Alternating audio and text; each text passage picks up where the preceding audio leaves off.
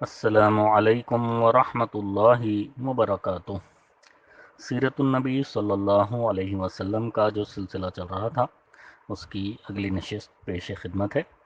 اس سے پہلے ہم نے دوسری بیعت عقبہ کے متعلق پڑھا اور یہ بھی پڑھا کہ نبی کریم صلی اللہ علیہ وسلم کن کن پوائنٹس پر لوگوں سے بیعت لیا کرتے تھے۔ اب اس کے آگے بیعت کی شرائط کے متعلق گفت شنید مکمل ہو چکی اور لوگوں نے بیعت شروع کرنے کا ارادہ کیا تو صف اول کے دو مسلمان جو 11 نبوت اور 12 نبوت کے ایام حج میں مسلمان ہوئے تھے، ایک کے بعد دیگرے اٹھے تاکہ لوگوں کے سامنے ان کی ذمہ داری کی نزاکت اور خطرناکی کو اچھی طرح واضح کر دیں، اور یہ لوگ معاملے کے سارے پہلوؤں کو اچھی طرح سمجھ لینے کے بعد ہی بیعت کریں۔ اس سے یہ بھی پتہ لگانا مقصود تھا کہ قوم کس حد تک قربانی دینے کے لیے تیار ہے۔ ابن اسحاق کہتے ہیں کہ جب لوگ بیعت کے لیے جمع ہو گئے تو عباس رضی اللہ عنہ بن نولا نے کہا، تم لوگ جانتے ہو کہ ان سے اشارہ نبی کریم صلی اللہ علیہ وسلم کی طرف تھا کہ کس بات پر بیعت کر رہے ہو؟ جی ہاں کی آوازوں پر عباس رضی اللہ عنہ نے کہا، تم ان سے سرخ اور سیاہ لوگوں سے جنگ پر بیعت کر رہے ہو۔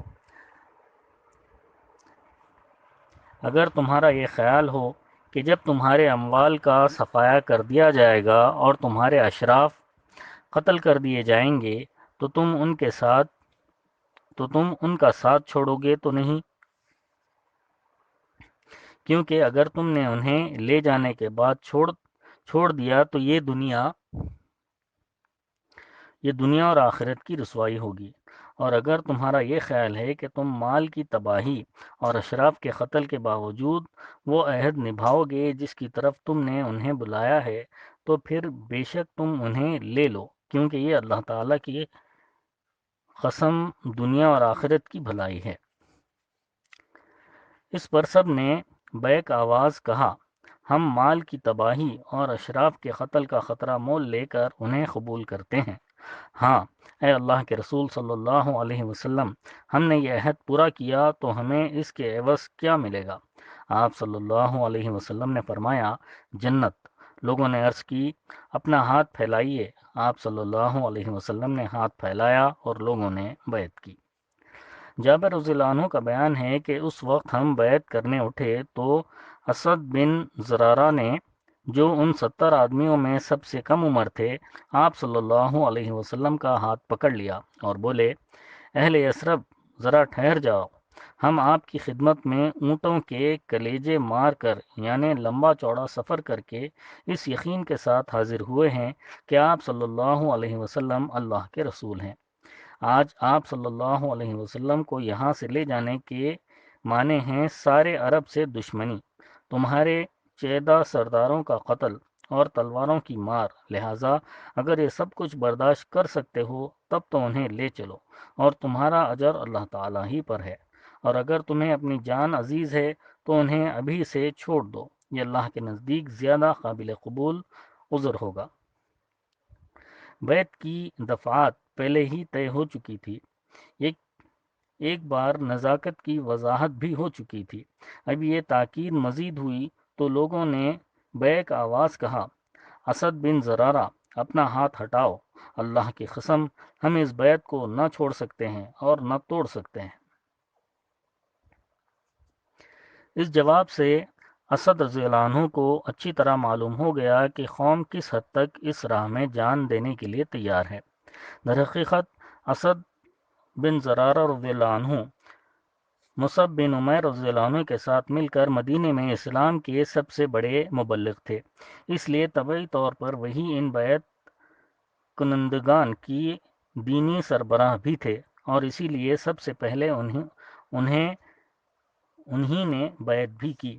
چنانچہ ابن اسحاق کی روایت ہے کہ بنو نجار کہتے ہیں کہ ابو امامہ اسد بن زرارہ رضی اللہ عنہ سب سے پہلے آدمی ہیں جنہوں نے آپ صلی اللہ علیہ وسلم سے ہاتھ ملایا، اور اس کے بعد بیعت عامہ ہوئی۔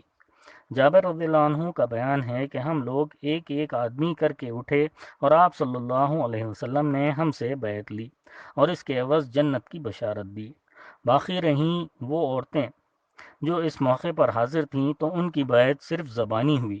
رسول اللہ صلی اللہ علیہ وسلم نے کبھی کسی اجنبی عورت سے ہاتھ نہیں ملایا۔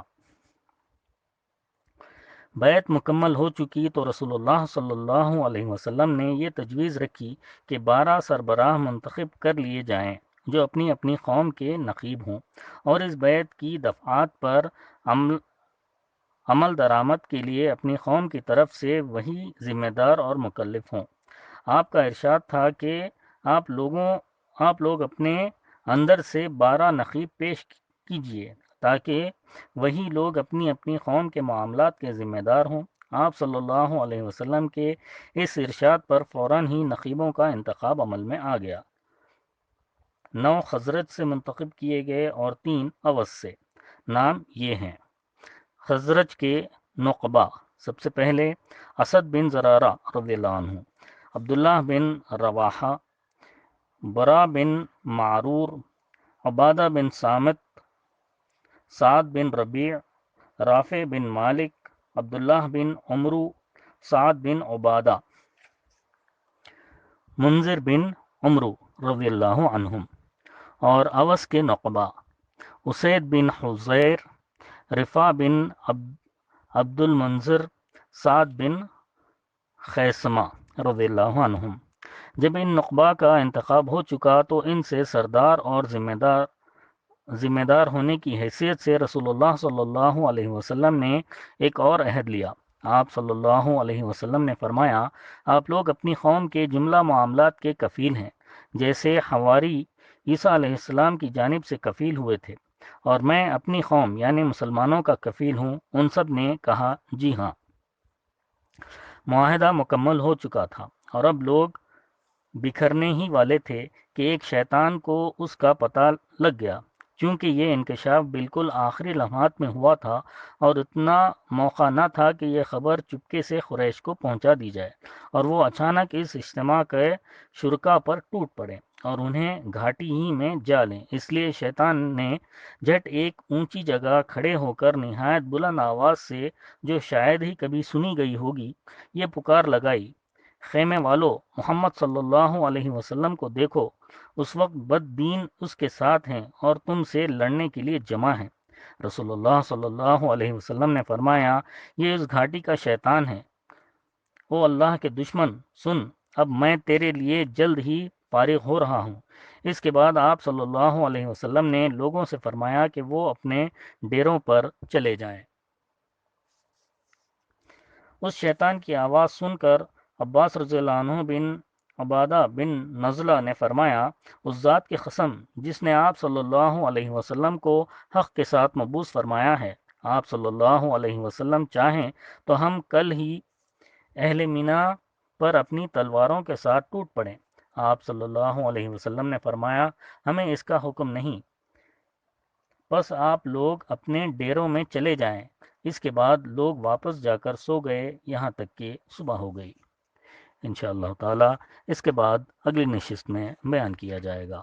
اللہ تعالی ہم سب کو نبی کریم صلی اللہ علیہ وسلم سے جیسی محبت کرنی چاہیے ویسی محبت کرنے والا بنائے، اور نبی کریم صلی اللہ علیہ وسلم کے نقش قدم پر اپنی زندگیوں کو گزارنے والا بنائے۔ آمین ثم آمین، وآخر الدعوانا ان الحمد للہ رب العالمین۔